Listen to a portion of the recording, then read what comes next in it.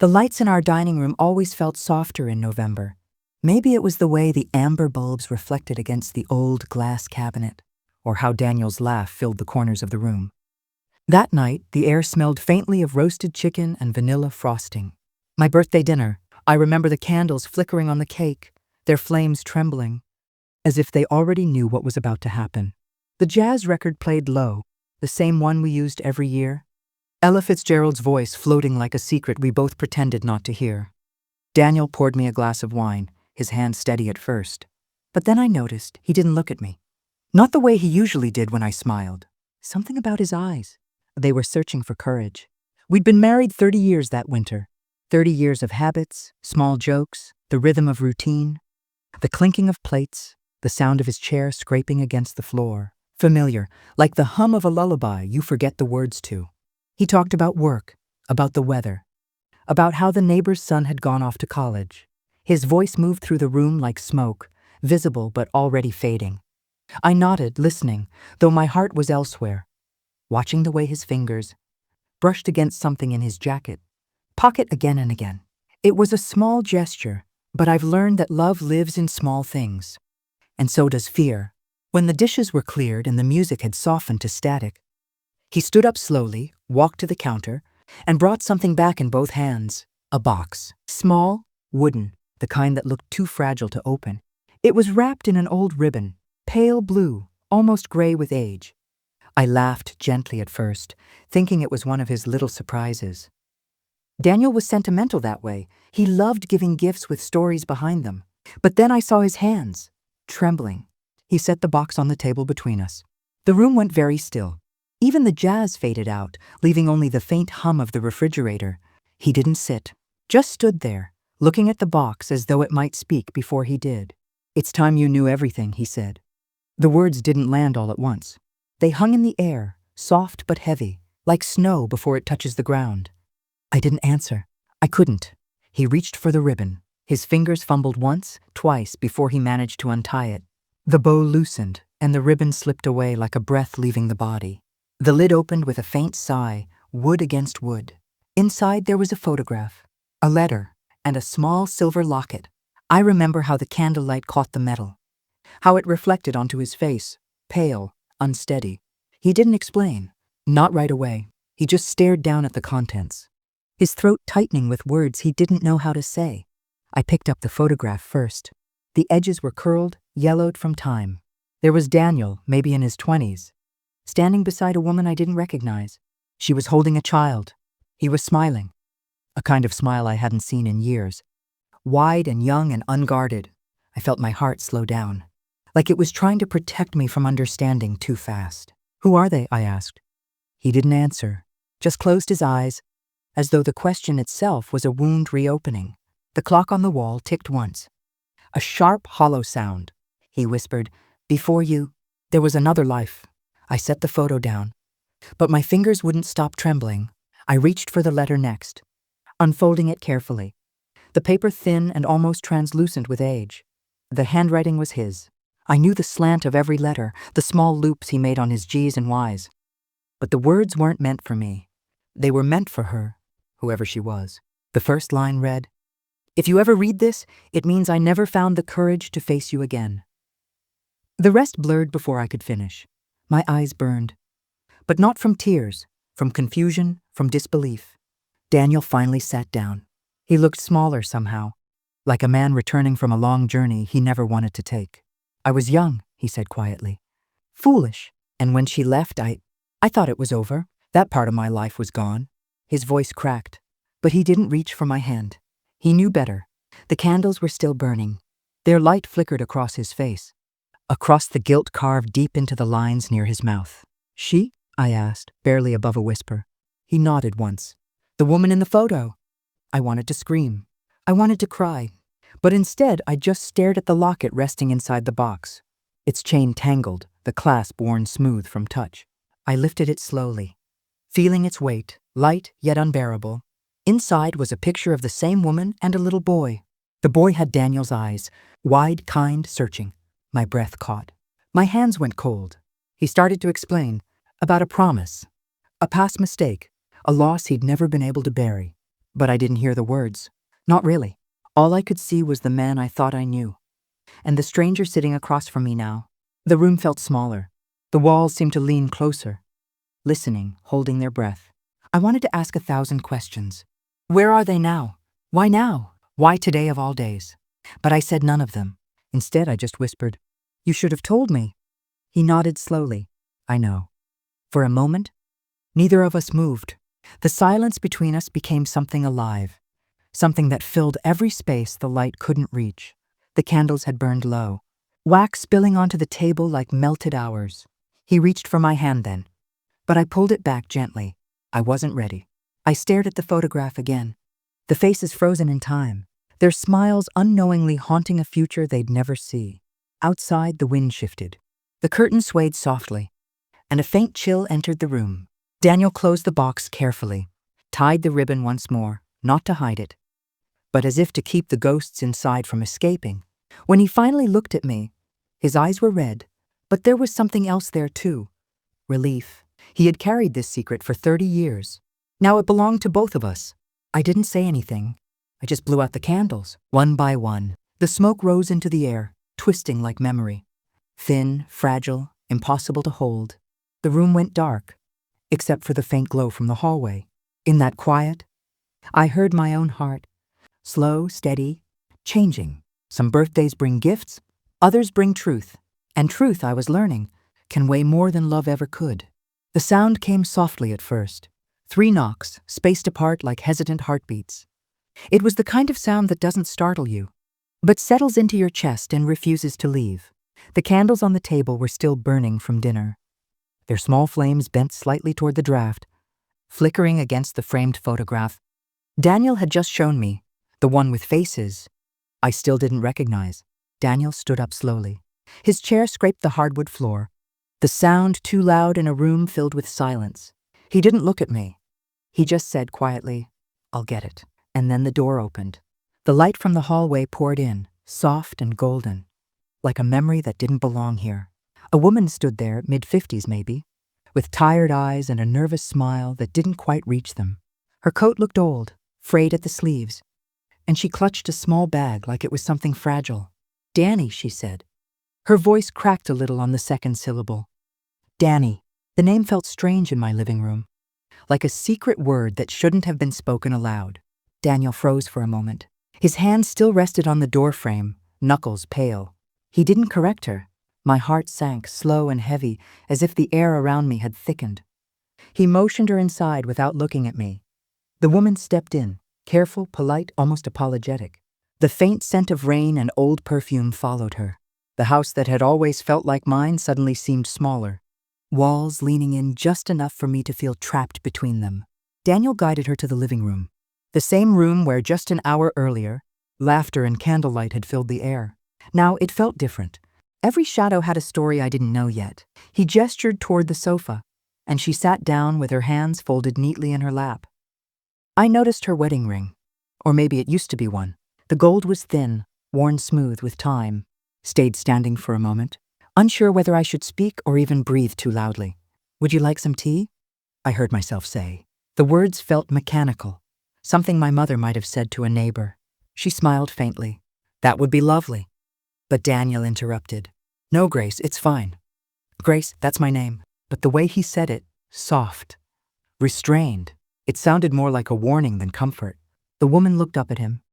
"You haven't changed much," she said, still trying to control everything. He gave a weak chuckle, the kind people use to avoid answering. I studied them quietly, the way her eyes lingered on him. Not like a stranger's, not even like an old friend's. There was history in that gaze, the kind of history that sits just behind every word, waiting to be revealed. Daniel sat across from her. I stood by the window, pretending to fix the curtain. My reflection caught faintly in the glass. She reached into her bag and took out a folded piece of paper. Her hands trembled slightly, like someone carrying something heavier than it appeared. "I didn't want to do this here," she said softly. "But I didn't know where else to go." Daniel looked down, silent. "What is that?" I asked, my voice barely above a whisper. Neither of them answered right away. The woman placed the paper on the table, right next to the old box from earlier. The one that had changed everything. I tried to stay away, she said. You told me you'd handle it, Danny. You said she didn't need to know. She didn't need to know. The words echoed in my head like the toll of a slow, distant bell. Daniel finally looked at me. His eyes, once warm, steady, now held something I'd never seen before. Fear, maybe, or guilt, or both. I was going to tell you, he said quietly. When? My voice broke despite me trying to hold it steady. After she walked out? After I was done serving dessert? He didn't answer. The woman spoke instead, her voice trembling. I didn't mean to come between you. I thought you should finally know the truth. She looked at me with such pity it almost felt like kindness. And then she said it. A name. A name I didn't recognize. Michael. Daniel's face went pale. Who is Michael? I asked. No one spoke. The silence between us grew so heavy it could have crushed bone. The woman's eyes filled with tears. He's our son. The clock in the hallway ticked once, sharply, as if marking the end of something sacred. Outside, the wind began to rise, brushing against the windows with a hollow sigh. I felt my knees weaken. My hands found the back of a chair just to stay upright. Daniel didn't move toward me. He didn't even try. He just sat there, his eyes fixed on the box. The photograph still half visible beneath the flickering candlelight. The woman, his ghost from another life, reached for his hand. He didn't pull away. For the first time that night, I realized what true silence sounded like. It wasn't peace. It was absence. I turned toward the window again. My reflection looked back at me, blurred by the glass, almost unrecognizable. In the reflection behind me, they sat together, like a picture from another time. The air was thick with things unsaid, with 30 years of truth pressing in from every corner. I closed my eyes for a moment and whispered, almost to myself, So this is what you were hiding. When I opened them again, he was still looking down, and I knew nothing in this house would ever feel like mine again. The candle beside the box flickered once, then went out. The night pressed against the windows, heavy and still. The candles had burned low, thin rivers of wax running down, like tears that couldn't fall fast enough. Daniel sat across from me, his hands folded, his eyes fixed somewhere past the table. The woman, Evelyn, stood by the doorway, half in shadow, her coat still damp from the rain. The house was too quiet, as if it had stopped breathing with us. And when he finally spoke, it wasn't to me. It was to the space between us. I met her in 1994, Daniel said softly. His voice cracked, the words carrying years of dust with them. I didn't move. My fingers brushed the edge of the table, feeling the faint ridges where we'd once carved our initials, back when laughter filled this house. He took a slow breath. We were young, and foolish maybe. She was working at a small bookstore downtown. I used to go there every evening after work. I told myself it was for the books, but it wasn't. Evelyn lowered her eyes. Her shoulders trembled slightly, as if she wanted to disappear into the wallpaper. I thought I knew everything about you, I said quietly. My own voice surprised me, calm, almost detached, like I was watching someone else speak. Daniel looked at me, then away. We had children, Grace. The clock on the wall ticked once, sharp, final. I felt the air leave my chest. Children? He nodded, the motion barely visible. A boy and a girl. Michael and Claire. Their names lingered in the room like ghosts that had finally found a way home. Daniel's words came slower now, as if each one carried weight. Evelyn and I were together for a few years. Things weren't easy then. I was broke. She believed in me when I didn't believe in myself. He paused, his hands twisted in his lap, restless. Then, the accident happened. Evelyn looked up, her eyes glistening. The fire, she whispered. It was a house fire.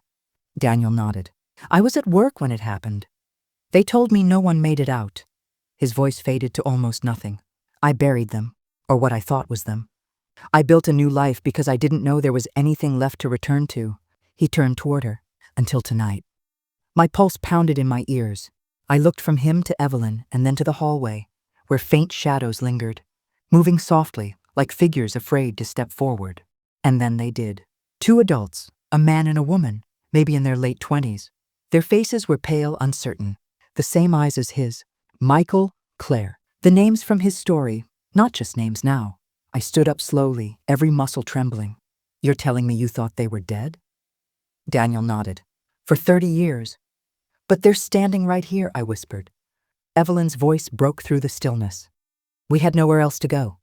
I don't remember sitting down, but somehow I was back in the chair, my fingers tracing the rim of my teacup, long gone cold. The room seemed smaller now, the air heavy with things that had been buried too long. Daniel leaned forward. Grace, I swear to you, I didn't know. I would never have kept this from you if I'd known. His words fell like raindrops on stone, too late to sink in. Michael spoke then, his voice quiet but firm. You moved on.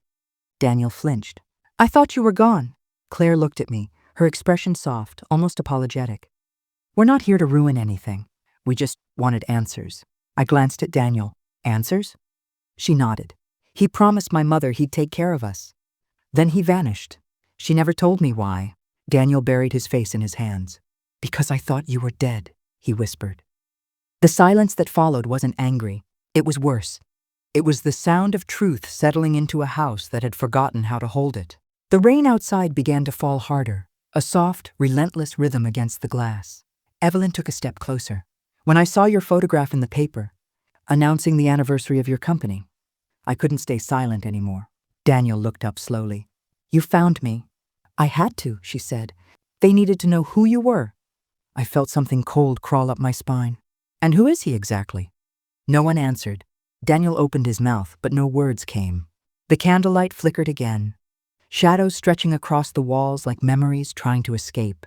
I stared at the box on the table, the faded ribbon, the photograph, the letter, the locket. Everything that had seemed harmless hours ago now looked like evidence. Daniel reached out, maybe to touch my hand, maybe to hold me in this moment, but I pulled away. I don't even know you, I said quietly.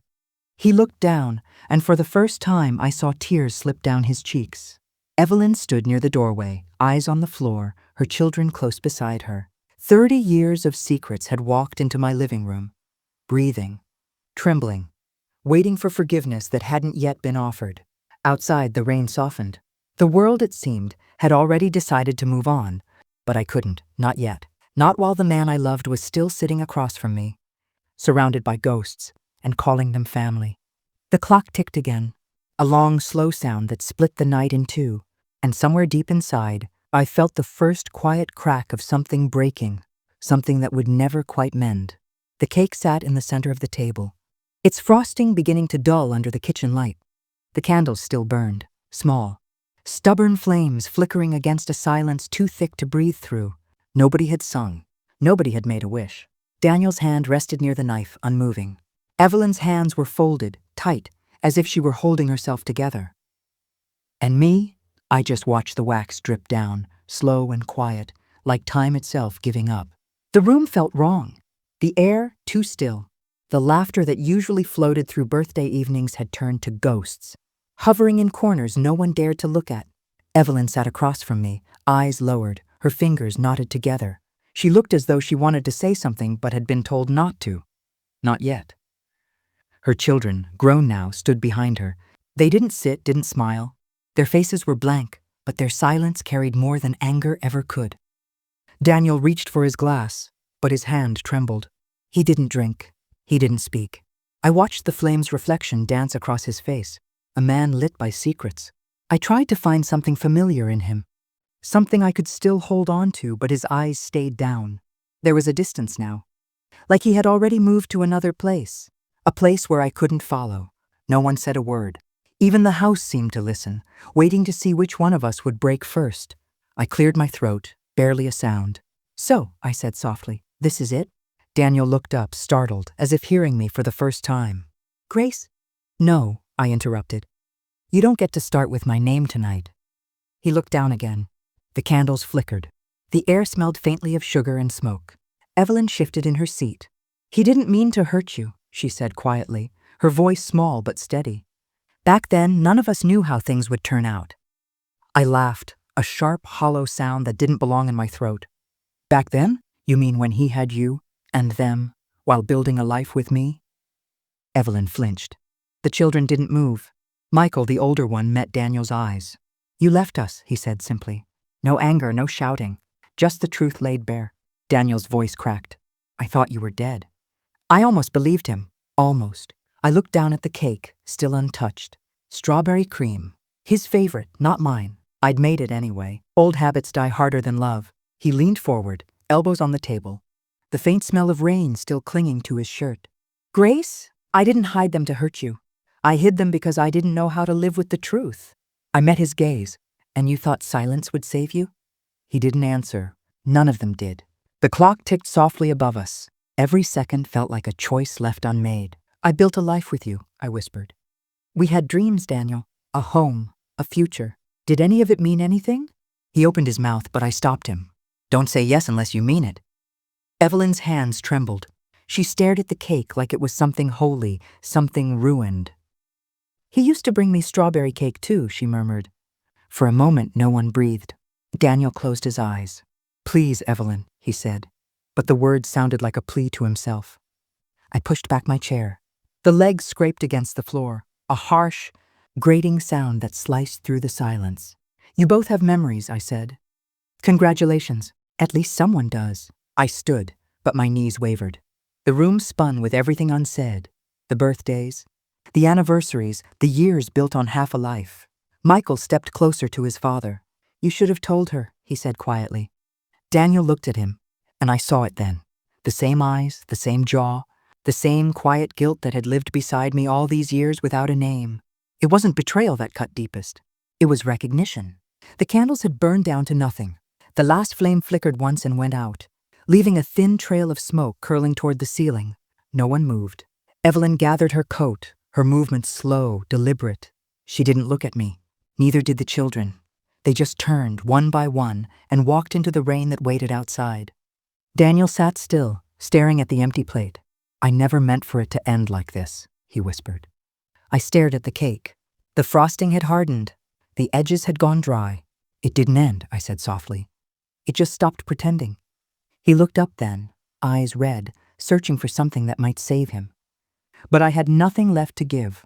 The silence between us stretched, long, quiet, final. I blew out the last candle myself.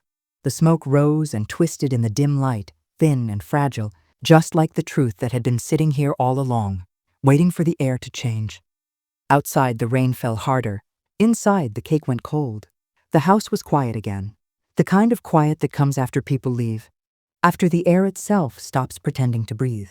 I stood at the doorway for a long time, watching the rain slide down the window. The lights from the street bled into the puddles, soft and trembling.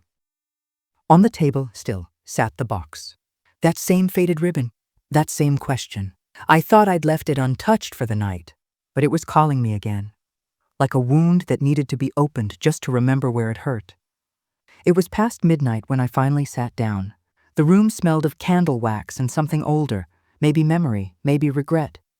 Daniel had gone to bed hours ago, or at least he'd gone into the bedroom. Whether he slept, I didn't know. Whether I cared, I couldn't tell. The box sat in front of me like an accusation. It wasn't the size that mattered. It was the weight of what I now knew it carried. My fingers hesitated on the lid. Earlier, when Daniel showed it to me, I thought I'd seen everything.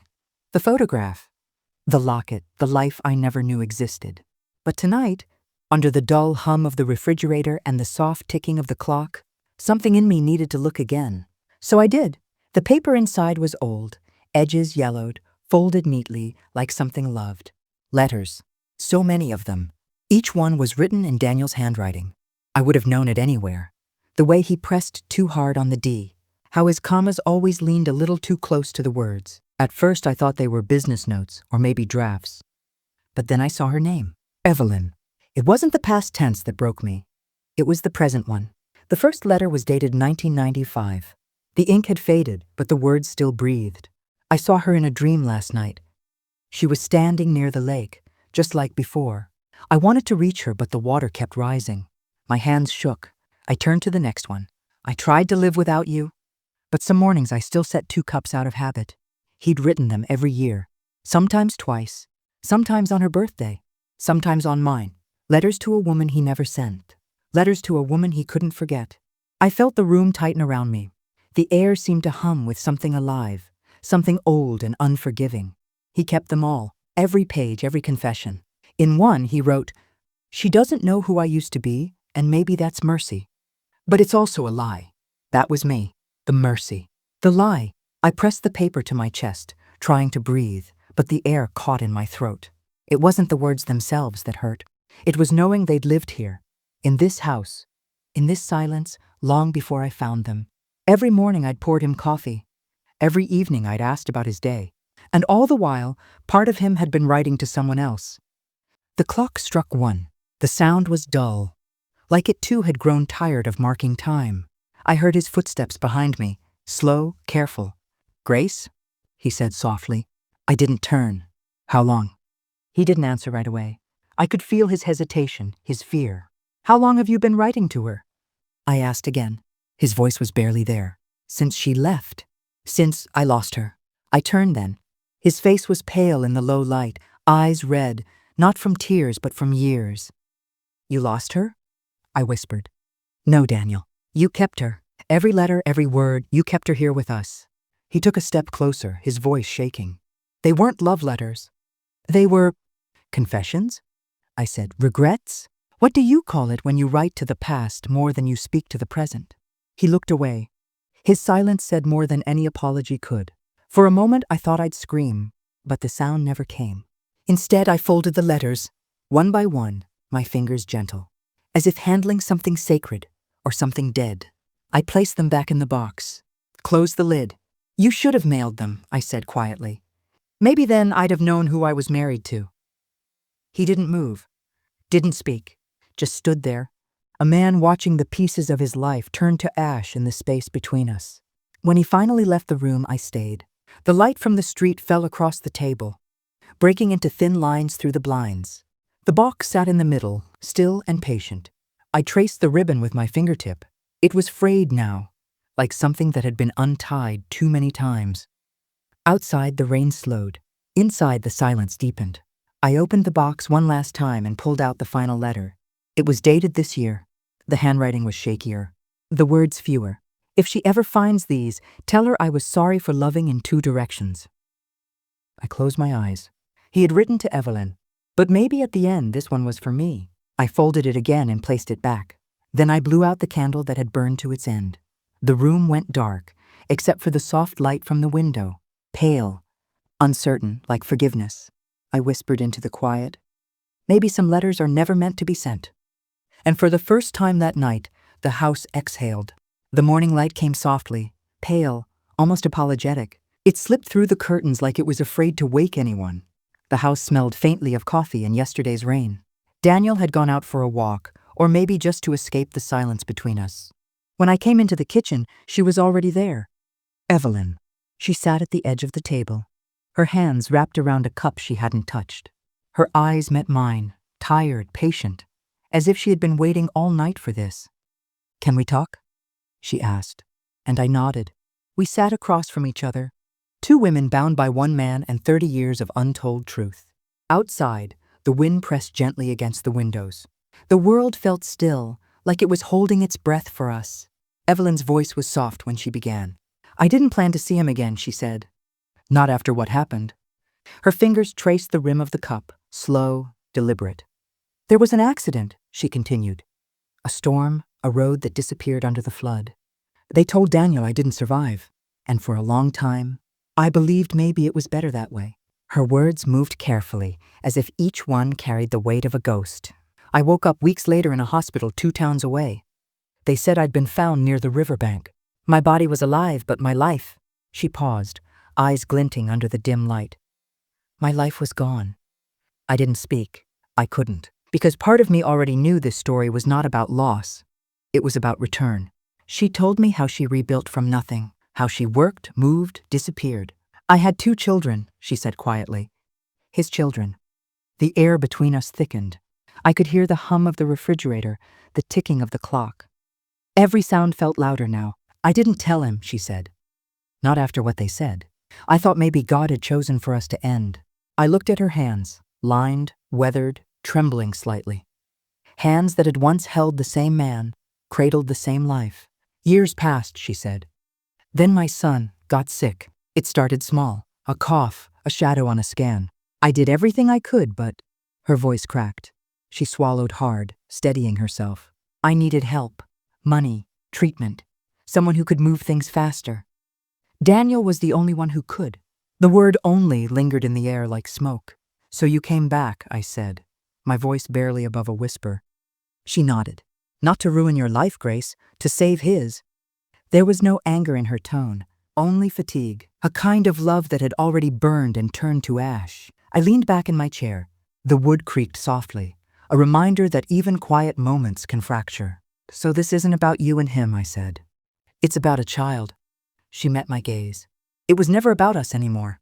"Not really. For a moment, I saw her. Not as the woman who haunted my marriage, but as a mother who'd run out of choices. Still, something inside me resisted. "He could have told me," I said. "He should have." Evelyn exhaled slowly. "He wanted to. I asked him not to. I couldn't face the shame of it, of coming back as someone asking for mercy." The light shifted across her face, tracing the lines of time and sorrow. "He sent money quietly, enough to get treatment started. But the boy—" She stopped herself. "He's not a boy anymore. He's a man. And he wanted to meet his father." A silence followed that felt endless.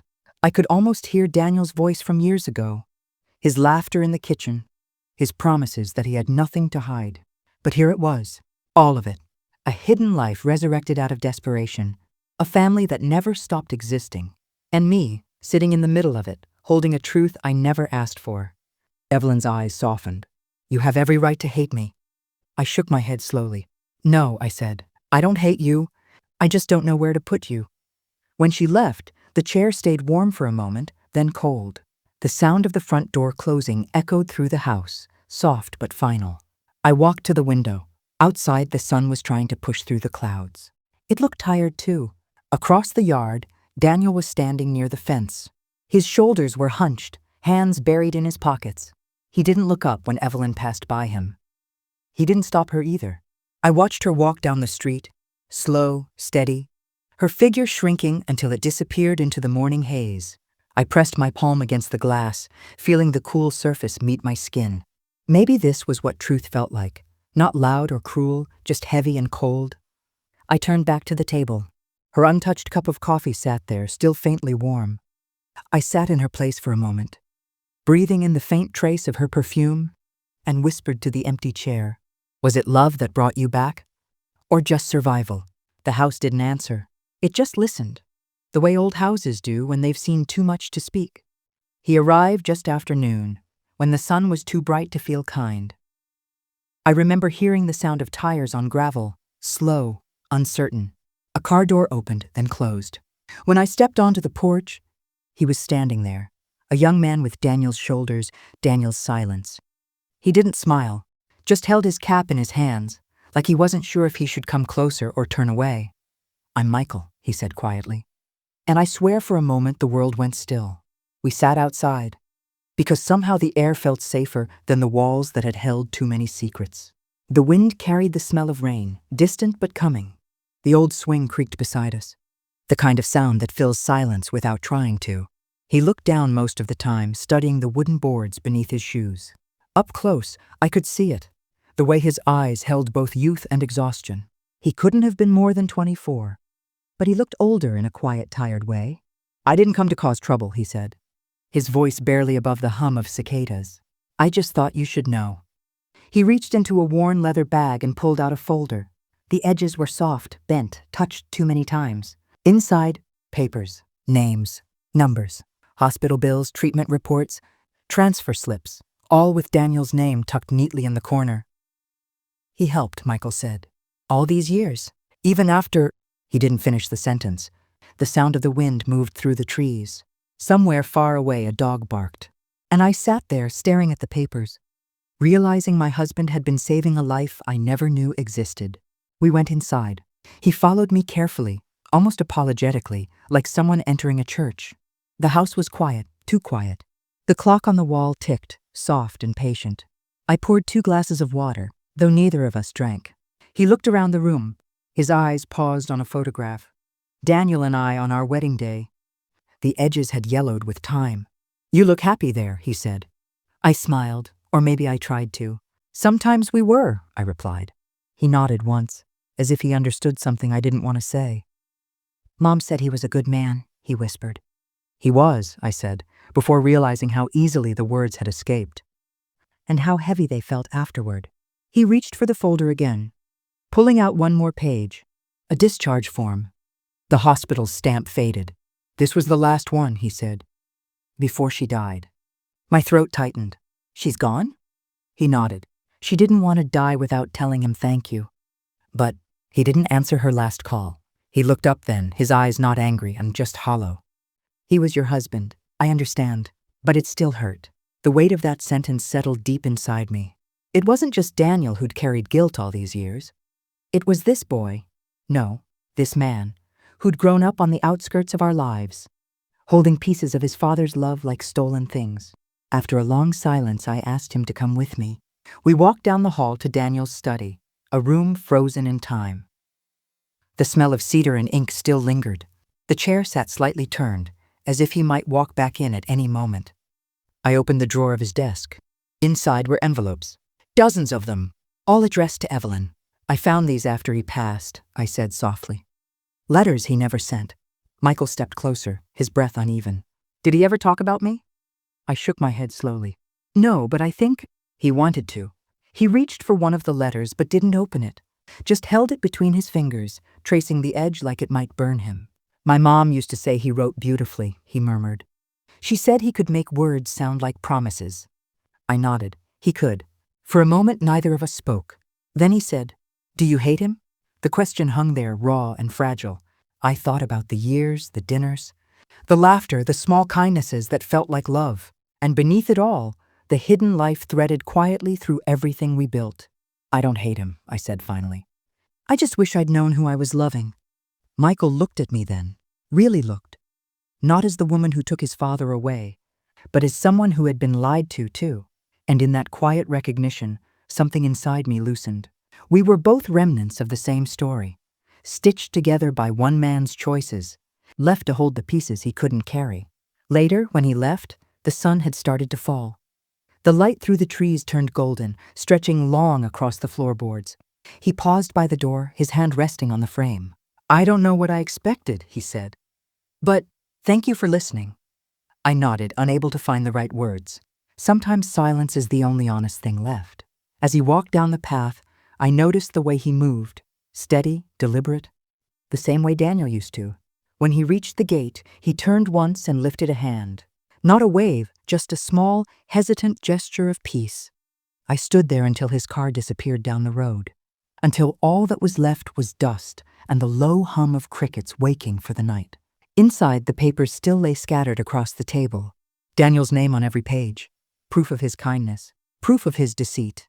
I ran my fingers over one of the signatures, the ink slightly smudged, as if even the paper couldn't bear the weight of it. The house felt full again, but not with him. With truth. And for the first time I understood. Love can be both mercy and betrayal, written in the same hand. The clock ticked softly behind me. I whispered into the empty room. He looked just like you, Daniel. But maybe a little more honest. The chair looked heavier that night. Maybe it was the light, that soft, yellow ache spilling from the lamp above the table. Or maybe it was me, seeing it for what it had always been, a witness. The plate across from mine sat untouched, steam rising and fading into silence. The clock on the wall clicked, slow and deliberate. I waited for his keys in the lock, the familiar cough, the sound of his shoes brushing the mat. But the only sound was the hum of the refrigerator, and my own breathing. For 30 years, that chair had held a man I thought I knew. He'd sit there after work, sleeves rolled, his tie loosened. He'd tell me about the small things, the traffic, the weather, the new guy at the office who didn't know how to make coffee right. And I'd listen, because that's what love felt like then, quiet listening between spoonfuls of soup. Now the soup had gone cold. The house was too still. Every creak of the floor sounded like footsteps that never came. I tried calling again. The same hollow ring, then voicemail. I remembered his face that morning, the way he'd looked at me before leaving. Not sad, not distant, just tired. He'd said, "Don't wait up," but I always did. The shadows began to stretch across the kitchen tiles, long and thin, like the years we'd shared. Stretched, worn, familiar. I thought about all the things we'd built together. The house, the garden, the life that looked steady from the outside. Now I wondered if every conversation had been a bridge he was already halfway across. And I was still standing on the shore, waving at someone who'd stopped waving back long ago.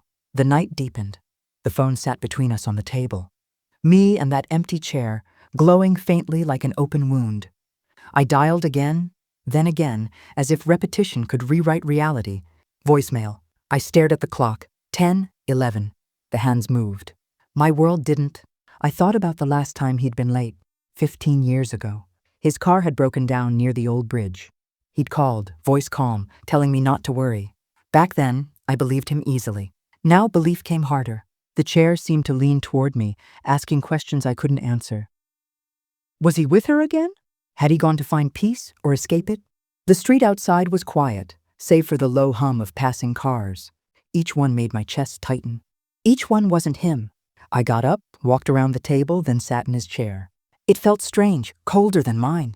The fabric still remembered his shape, the slight indent where his arm had rested, the faint smell of his aftershave. I closed my eyes. For a moment, I could almost hear him, the scrape of his spoon, the soft laugh when I told him stories about the neighbors. Then I opened them again, and the chair was just a chair, and he was just gone. By midnight, the rain began. It came slow, hesitant at first, tapping against the windows like someone trying to be polite. I stood there watching the drops slide down the glass, thin rivers reflecting the dim kitchen light, and in them, I saw years of dinners, birthdays, quiet mornings, each moment blurring into another until I couldn't tell where joy ended and pretending began.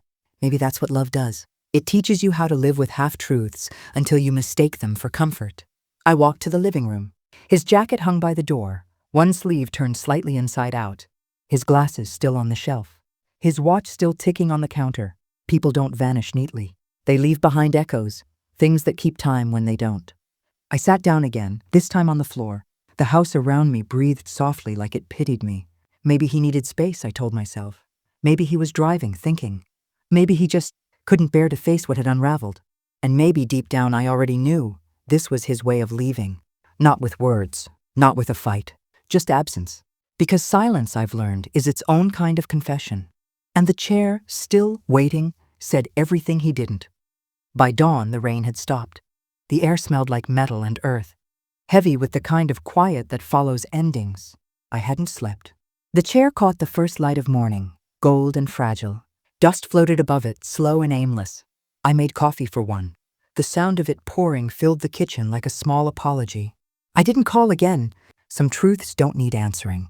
I reached across the table, my fingers brushing the rim of his cup. Still there, still waiting. And for the first time, I whispered to the chair, not to him, not to the man I thought I knew, but to the space he left behind.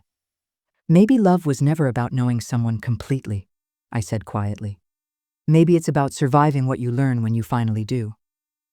The clock ticked once, then nothing. The rain had already stopped, but the pavement still held its memory, dark, gleaming, alive with the hum of passing tires. I stood across the street from Innovatec's glass building, watching my reflection bend and ripple in the wet concrete.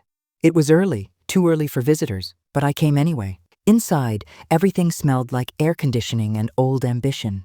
They made me sign a visitor badge.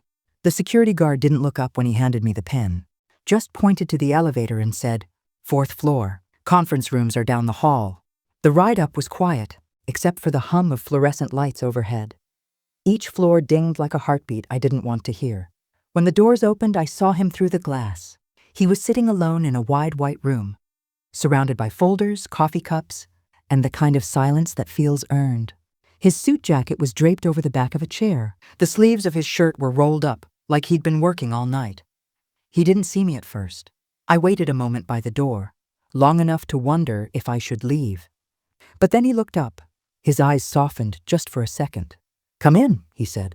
His voice carried a tired kind of warmth, like a fire that's mostly ash, but still giving off heat. I walked in slowly. The air in the room felt heavier than it should have. There was the faint buzz of a projector, even though nothing was playing. A clock on the wall ticked without rhythm. He motioned to the chair across from him. I sat.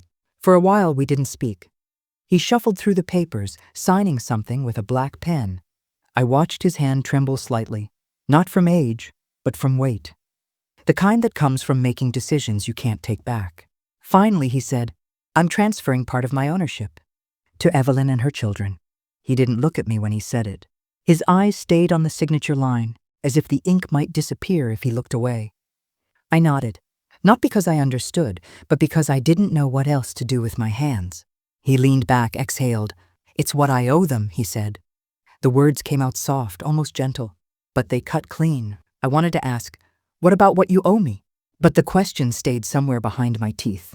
Instead, I looked at the window behind him, a perfect pane of glass reflecting the skyline.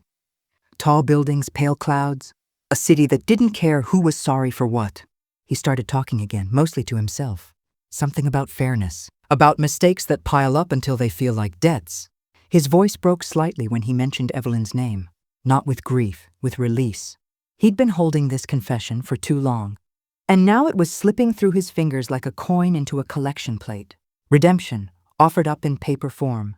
"Do you think they'll forgive me?" he asked. It was the kind of question that didn't need an answer. Still, I said, "Maybe." He smiled at that, a thin, tired smile. "Maybe's better than never." He pushed one of the folders toward me. "Here, these are the transfer forms. You can look them over." I didn't touch them. Didn't want to leave fingerprints on his salvation. The clock ticked again. Somewhere down the hall, a phone rang. Short, sharp, distant. He rubbed his temples, then his eyes. "I thought this would make me feel lighter," he said. "But it doesn't, not yet." I looked at him, really looked. The gray around his temples, the faint tremor in his jaw. The way guilt makes a man smaller, even in a room this big. I asked quietly, "So that's it? You're giving everything to them?" "Not everything," he said. A pause, just what matters. The words hung there, heavy as the silence that followed. And I realized this wasn't just a business transaction. It was a closing chapter, a way for him to write me out of his story without saying it outright. He gathered the papers into a neat pile, clipped them together. Then he stood, stretched his back, and looked out the window. "You know," he said, "when you spend long enough running from something, eventually you start circling back to it." I didn't answer. He didn't expect me to. The light outside shifted, gray turning gold for just a second. It caught the edge of his face, made him look almost peaceful. He turned toward me then, and for the first time that morning, he met my eyes. "There's relief in telling the truth," he said. I didn't know that until now. And I believed him. But belief doesn't fix anything. It just makes the silence between two people more honest. I stood up. The chair legs scraped softly against the tile. He watched me, hands still on the table. There was something he wanted to say. I could feel it. But he let it die in his throat. I picked up my bag. He looked down at the papers, then back at me. His lips parted slightly. "Thank you for coming," he whispered. I nodded. And that was it. In the hallway, the lights hummed like static. Someone was laughing in another room. It sounded far away, like a memory that didn't belong to either of us. When the elevator doors closed, I caught one last glimpse of him through the glass. Still standing there, staring at the papers, his reflection overlapping mine for a moment before disappearing. Outside, the rain had started again, soft, uncertain drops tapping against the pavement. The street smelled like wet asphalt and beginnings that don't quite start. I walked slowly, past the glass windows, past the guard who didn't look up this time. My visitor badge was still clipped to my coat, proof that I'd been there, but only for a moment. Maybe that's all I ever was. A visitor, a chapter in his redemption. The thought settled quietly in my chest. Not painful, just real. At the crosswalk, I waited for the light to change. Cars hissed by, wheels carving through shallow puddles. When the signal turned green, I stepped forward, the rain soaking through my sleeves, the city swallowing the sound of my footsteps. Behind me, the building stood still and shining, its windows catching the morning light, like pages closing on a story I'd never finish reading. And for the first time, I didn't look back. The candles on the table had burned down to stubs, their wax spilling slowly onto the wood, like time melting in silence. The house was too clean, too still, the kind of stillness that only comes when you've rehearsed goodbyes in your head too many times. Outside, I could hear the faint hum of an engine stopping, then doors closing, then nothing. He was home. I didn't turn right away, just watched the flame flicker, a small heartbeat fighting the air. When I finally looked up, he was standing in the doorway, coat damp from the drizzle, hair flattened, eyes older than I remembered. And in his hands, that same wooden box, the one I'd once wrapped with gold paper, when love still felt like something we could keep safe inside small things. He placed it on the table, gently, like setting down a memory you're afraid might break. "I thought I should come by," he said. His voice was soft, careful, like someone speaking in a room that doesn't belong to them anymore. I nodded but didn't move. The clock on the wall ticked between us, each second stretching a little too long. He opened the box. The hinges creaked, a sound that carried more history than either of us could bear. Inside there were 2 rings, his and mine, resting side by side on a piece of folded linen. "You can keep them," he whispered. Just like that. No apology, no story, just the truth, quiet and cold. For a moment I didn't say anything. I just stared at them. The way light hit the metal, the small scratches along the edges, the faint marks that used to mean a shared life. I remembered the day we bought them, how he'd joked that gold was too heavy. And I'd said maybe that's what love was. A little weight we agreed to carry. Now even the air between us felt lighter. And somehow that hurt more. "I don't need your pity," I said. The words came out smaller than I meant them to. More like a tremor than a stand. He looked up, eyes meeting mine for the first time all evening. There was something in them, not guilt, not sorrow, just a quiet kind of surrender. "I know," he said. And for a second, I almost believed he did. He reached for his coat again, buttoned it slowly, one button at a time, as if giving himself something to focus on, something to do with his hands that wasn't reaching for me. "You should still celebrate your birthday," he said. A strange, misplaced kindness. It felt like hearing your name from a stranger's mouth. "I don't think I will," I replied. He smiled faintly, not with his eyes, just a reflex, like remembering how to breathe. When he walked toward the door, his footsteps sounded different this time, lighter, certain. He paused at the threshold, one hand on the frame, the other still holding that box, empty now, but still heavier than before. "I didn't come to hurt you," he said. "I know," I answered. But my voice betrayed me. It cracked on the last word, a sound too small for forgiveness, too late for anything else. The door clicked shut behind him. That simple sound, final and clean, cut through the quiet like a blade. The clock kept ticking. The rain started again. I sat there for a long time, watching the rings in the box, their dull shine reflecting the candlelight. They didn't look like love anymore. They looked like evidence. Maybe he'd been right. About debts, about endings, maybe he'd been trying to make peace with ghosts that didn't belong to me. But as I stared at those rings, I felt something colder take root, a thought I hadn't wanted to touch. He wasn't the only one who'd been lying. I'd built my happiness like scaffolding, light, temporary, designed to look strong from the outside. I told myself I didn't need to know everything, that questions were dangerous, that silence could keep a home steady, if I just learned how to hold it right. And for years it worked. Until tonight, the air in the room changed, heavier somehow, like the truth had finally decided to sit down beside me. I looked around at the walls, the photos, the tidy shelf of things we'd once shared.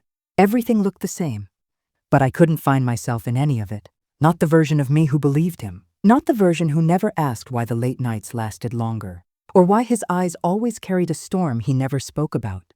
I had been loving the quiet, because I was afraid of what noise might bring. The candle flickered out. Smoke curled upward, thin and uncertain, like a question that will never find its answer. I picked up the rings. They were colder than I expected. I turned them over in my hand, small circles of metal that once meant forever. Now they just meant once. I thought about what he said, about birthdays, about moving on, but I couldn't shake the feeling that he'd given me something else tonight. Not a gift, not closure, but a mirror. And in that mirror, I saw the truth.